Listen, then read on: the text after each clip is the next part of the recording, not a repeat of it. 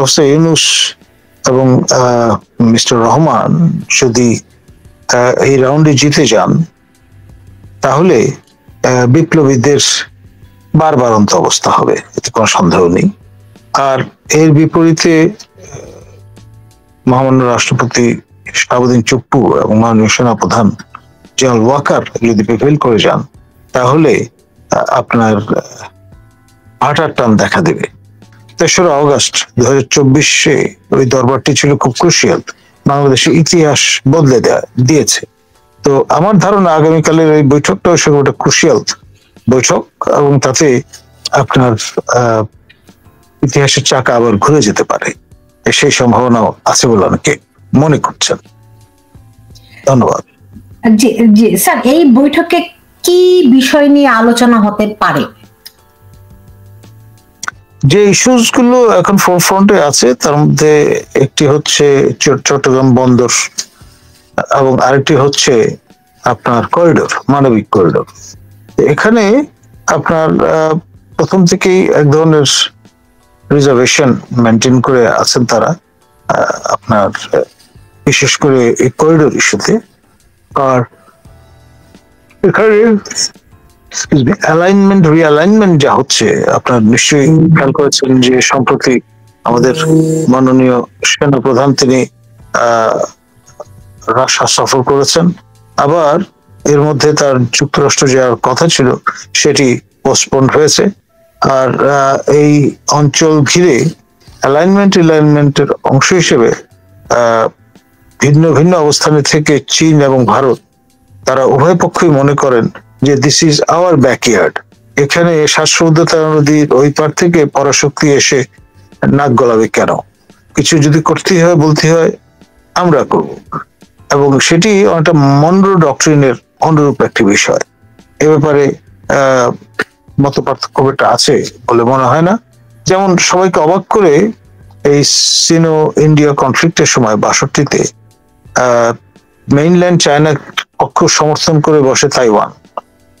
তাদের বক্তব্য হচ্ছে ম্যাকমোহন লাইন এটা আরবিট্রারিলি ড্র করা হয়েছে এবং চীনের উপর অন্যায়ভাবে চাপিয়ে দেওয়া হয়েছে, যার মধ্য দিয়ে আপনার সাউদার্ন টিবেট বলে তাদের ভাষায়, যেটি অরুণাচল প্রভিন্স, সেটি তাদের থেকে কেড়ে নেওয়া হয়েছে। এবং সেটা নিয়ে তারা এখন পর্যন্ত দেন দরবার, ক্যাম্পেইন, অ্যাডভোকেসি, সে কাজগুলো করে যাচ্ছেন এবং নতুন নামকরণও করেছেন তারা, যে অঞ্চলটিকে ভারত অরুণাচল প্রদেশ বলে দাবি করে। এখন এই যে বিষয়গুলো, এগুলো রিজিওনাল ইস্যু, রিজিওনাল ম্যাটার। এখন বাংলাদেশ হয়ে দাঁড়িয়েছে সব সম্ভবের দেশ, গুজবের একটা সংস্কৃতি তো আছেই, তারপরেও যা কিছু রটে তার কিছুটা তো বটে। সেই দৃষ্টিকোণ থেকে দেখলে আপনার যেই পরিস্থিতি পরিবেশ বিরাজমান, তা মোটামুটি খুব একটা যেটাকে আত্মপ্রসাদের কোনো সুযোগ নেই এবং তৃপ্তির ঢেকুর তোলারও কোনো কারণ নেই। তবে যে বিষয়টা প্রণিধানযোগ্য সেটি হচ্ছে আপনার এই যে হোমওয়ার্কের অংশ যেটাকে আমরা বলি, সেই ধরনের কিছু একটা হচ্ছে, এবং আগামীকাল আনুষ্ঠানিকভাবে দরবারে যে ফিডব্যাকটা পাওয়া যাবে তার উপর ভিত্তি করে মাননীয় সেনাপ্রধান হয়তো তার সিদ্ধান্ত গ্রহণ করবেন। এখন আপনি অনেকগুলো বিষয় বলেছেন, যেখানে অনেকগুলো প্রশ্ন আসে। আপনি বলছেন যে 3রা অগস্ট যে বৈঠকটি হয়েছিল সেটি একটি ঐতিহাসিক বৈঠক ছিল, ইতিহাস বদলে দেয়া বৈঠক ছিল, এবং আপনি অনুমান করছেন ভোর হলেই যে বৈঠকটি, সেটিও একটা ইতিহাস বদলে দেওয়ার মতো বৈঠক হতে পারে। আমি কি ঠিক বলেছি স্যার? উড়িয়ে দেওয়া যায় না, এটার তাৎপর্য অপরিসীম। কারণ এখন এই করিডোর এবং সেই সঙ্গে আপনার যে অবস্থানটা, চট্টগ্রাম বন্দর আমরা দিয়ে দেব না রাখবো, ফাইনালি কি দাঁড়াচ্ছে, এইসব ইস্যু নিয়ে তাদের পরিষ্কার মতামত আছে। এবং এটা মনে করার কোনো কথা বলছেন আমি আমাদের সশস্ত্র বাহিনী, খালি সেনা বললে সীমায়িত করা হয় সশস্ত্র বাহিনী।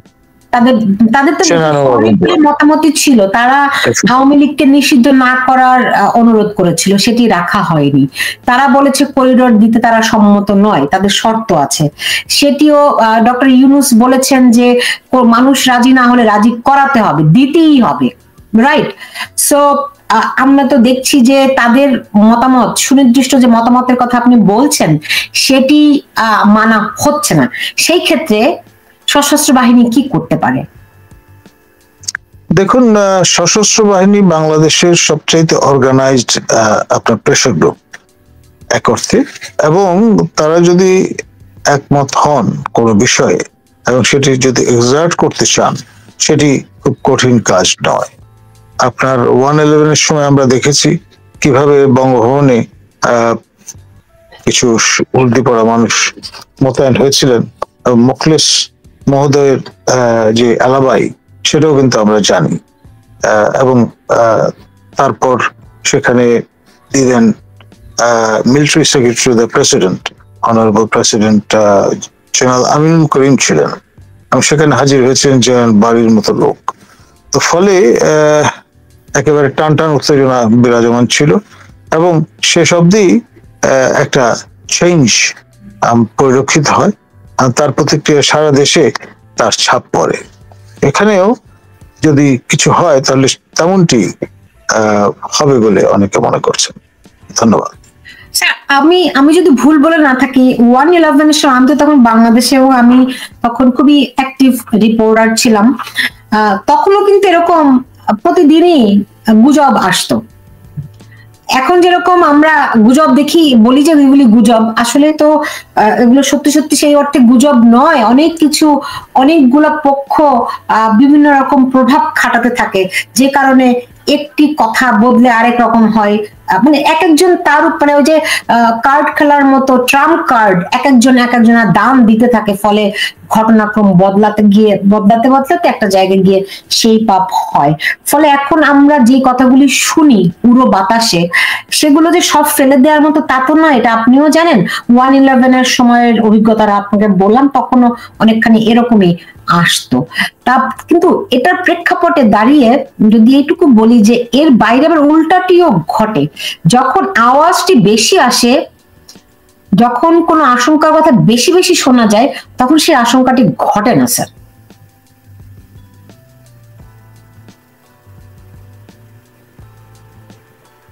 স্যার কি শুনতে? স্যার আপনি আনমিউট করতে হবে আপনাকে। জি জি বলুন। আপনি আমার কথাটা বুঝতে পেরেছেন স্যার? মানে জি আপনি রিপিট করুন। মানে আমি বলতে চেয়েছি যে মানে সবসময় গুজব ভিত্তিহীন, মানে গুজব নয়, এর পেছনে কিছু না কিছু ঘটনা থাকে, সেই প্রেক্ষিতে অনেক কিছু ওটার মধ্যে যুক্ত হতে থাকে। হ্যাঁ, এটি যেমন সত্য, তেমনি অনেক কথা যখন বাতাসে বেশি বেশি ঘুরতে থাকে, তখন ওটির বাস্তবায়ন আর হয় না।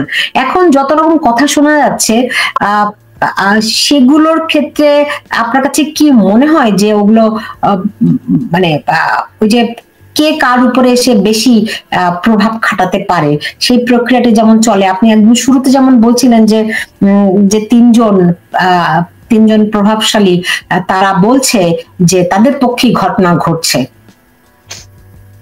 এখন আসলে দুই পক্ষই আপনার সমর্থক বা সিম্পাথাইজার বিদ্যমান, এটা সঠিক।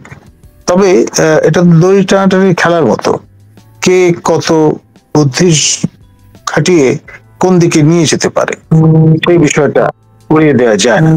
এখন এখানে যে বিষয়টা অনুধানযোগ্য সেটি হচ্ছে আমাদের মাননীয় সেনাপ্রধান জেনারেল ওয়াকারুজ্জামান, তিনি এই সরকার আসার পরে অব্যবহিত পরে রয়টারকে একটা ইন্টারভিউ দিয়ে বলেছিলেন যে তারা 18 মাস দেখবেন, পূর্ণ সমর্থন দেবেন, এবং তার মধ্যে নির্বাচনের ফিল্ড বিল্ডিং এর কাজটি করে ফেলতে হবে। এখন অবস্থার দৃষ্টি যেটি মনে হচ্ছে, কখনো সংস্কারের কথা বলে, কখনো স্থানীয় সরকার পরিষদের ভিটো টিয়ারের নির্বাচনের কথা বলে, কখনো আপনার বিচার করবার কথা বলে, এবং সর্বশেষ এই করিডোর ইস্যুতে, সব মিলিয়ে চিন্তা ভাবনাটা হচ্ছে এরকম যতদিন পর্যন্ত এক্সটেন্ড করা যায়। আর যেখানে যে ফাঁকটা খুঁজে পাচ্ছেন সবাই, সেটি হচ্ছে বরাবরই নির্বাচনের কথা বলা হয়েছে, কিন্তু কি ধরনের নির্বাচন, কোন নির্বাচন, সেটি কিন্তু সুনির্দিষ্ট করে বলা হয়নি। এমনকি রোড ম্যাপও দেওয়া হয়নি, তারিখও ঘোষণা করা হয়নি। তো সবকিছুই কিন্তু ধোঁয়াশার মধ্যে। সে কারণেই আমাদের রাজনৈতিক দলগুলো এবং নেতৃবৃন্দ তারা কিছুটা হতাশ। তার ম্যানিফেস্টেশন আমরা তাদের বক্তব্যেও কিন্তু খুঁজে পাচ্ছি। জি, এখন সেটিতে একটু প্রসঙ্গ আছেই, নির্বাচন নিয়ে তারা আসলে শুধুই জল ঘোলা করছে। আমরা দেখেছি যে প্রধান উপদেষ্টা প্রেস সেক্রেটারি তিনি শফিউল আলম তিনি বলছিলেন যে তারা নির্বাচন তাদের যে কোনো সময় যখন দরকার তখন দিবেন, তারা যে কোনো সিদ্ধান্ত নিতে পারেন, যে কোনো সিদ্ধান্ত নেওয়ার ম্যান্ডেট তাদের আছে, অনেক রকম কথা তিনি বলেছেন। আমি ওই প্রসঙ্গগুলিতে যেতে চাই না, কিন্তু আজকে সেনাপ্রধানের সঙ্গে যে আমেরিকান 3 উচ্চপদস্থ কর্মকর্তা বৈঠক করেছেন, এই বিষয়ে যদি স্যার একটু কিছু বলতেন। তার আমি যেটি শুনতে পেয়েছি, এগুলি তো সুনির্দিষ্ট কেউ বলে না, যে কারণে অনেক সময় শোনা কথাকেই মূল্য করতে হয়, কারণ কথা তো বাতাস তৈরি করে না, কেউ না কেউ তৈরি করে কোথাও না কোথাও থেকে।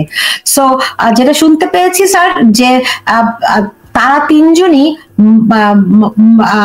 চট্টগ্রাম বন্দর এবং মিয়ানমারে করিডোর দেওয়ার ব্যাপারে জাতিসংঘের যে সিদ্ধান্ত বা জাতিসংঘের যে অনুরোধ সেটি রাখার জন্য সেনাপ্রধানকে চাপ তৈরি করেছেন।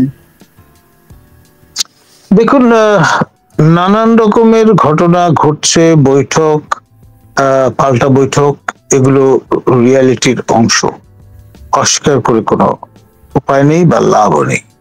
এখানে আপনার আন্তর্জাতিক সম্প্রদায়ের পক্ষ থেকে পরাশক্তিগুলো কিন্তু যথেষ্ট মনোযোগ নিবদ্ধ করেছে।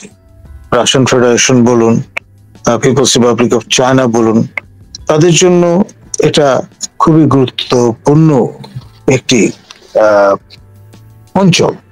আর এর পাশাপাশি আপনার মার্কিন যুক্তরাষ্ট্র বলুন, যুক্তরাজ্য বলুন, ইউরোপীয় ইউনিয়ন বলুন, কিংবা দ্যাট ম্যাটার ইসরায়েল বলুন, সবারই কিন্তু সানদৃষ্টি আছে এই অঞ্চলের ওপর।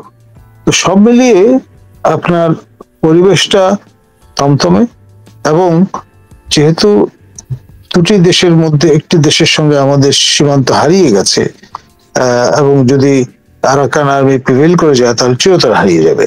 তো সেই কারণে আমাদের জন্য এটা যথেষ্ট গুরুত্ব বহন করে। আমাদের মনোযোগী হতে হবে, এবং এই যে কোয়াগমেয়ার, তা থেকে আমাদের প্রতিবেশী শক্তি নিশ্চয় কিভাবে বেরিয়ে আসতে পারে সে ব্যাপারেও কিন্তু আমাদের একটা ভূমিকা রাখতে হতে পারে।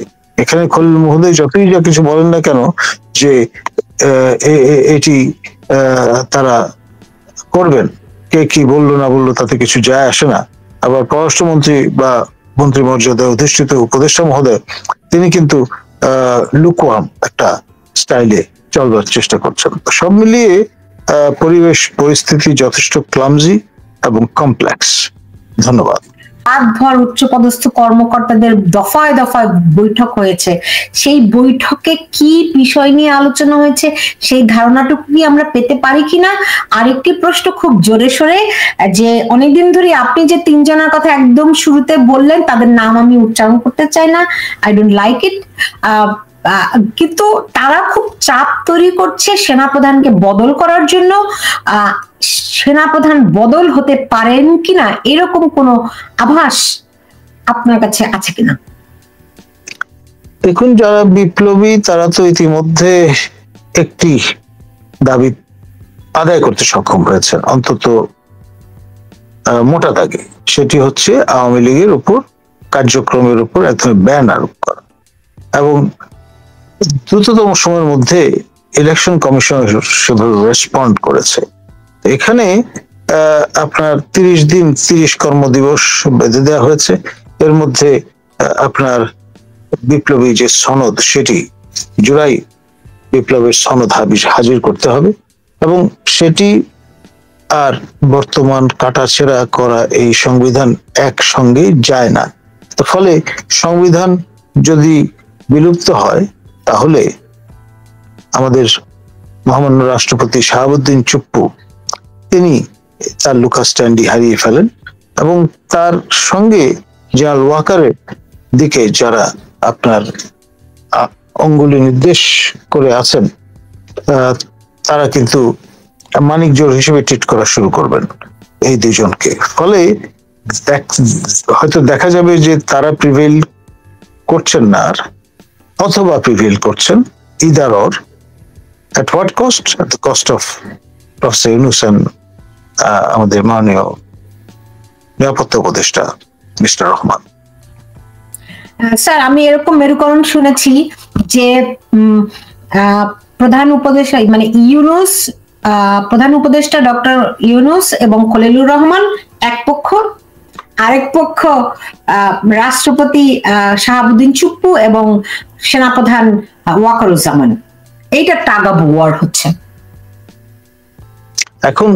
আপনার দড়ি টানাটানির যুদ্ধে দুই পক্ষ কিন্তু জেতে না, একটি পক্ষকে পরাভব মানতেই হয়। এখন আমাদের দেখবার পালা আলটিমেটলি হু প্রিভেইলস। সে তো আমরা বুঝতেই পারছি যে পরাজিত না হওয়া পর্যন্ত তো আমরা বুঝতে পারবো না, কিন্তু কোন পক্ষ জিতলে দেশের লাভ দেশের ক্ষতি, এইটা যদি একটু বলতেন স্যার। দেখুন, সরল ভাবে যদি আমরা ব্যাখ্যা করবার চেষ্টা করি তাহলে এখানে প্রফেসর ইউনূস এবং মিস্টার রহমান যদি এই রাউন্ডে জিতে যান তাহলে বিপ্লবীদের বারবারন্ত অবস্থা হবে, এতে কোনো সন্দেহ নেই। আর এর বিপরীতে মহামান্য রাষ্ট্রপতি শাহাবুদ্দিন চুপ্পু এবং মাননীয় সেনাপ্রধান জেনারেল ওয়াকার যদি প্রিভেইল করে যান তাহলে আপনার ভাটার টান দেখা দেবে। অর্থাৎ যেই জোয়ারে ভাসছিলেন সবাই, সেই অবস্থাটি আর থাকবে না। সেই জোয়ার কি আছে, আদৌ আছে? কই তাদের মিছিল মিটিং সমাবেশে তো আপনার বাংলাদেশ হচ্ছে মরা কটাল এবং ভরা কটালের দেশ। সেই ভরা কটাল এখন বিদায় নিয়েছে, মরা কটালের সময় চলছে। দেখা যাক শেষ অবধি কি দাঁড়ায়।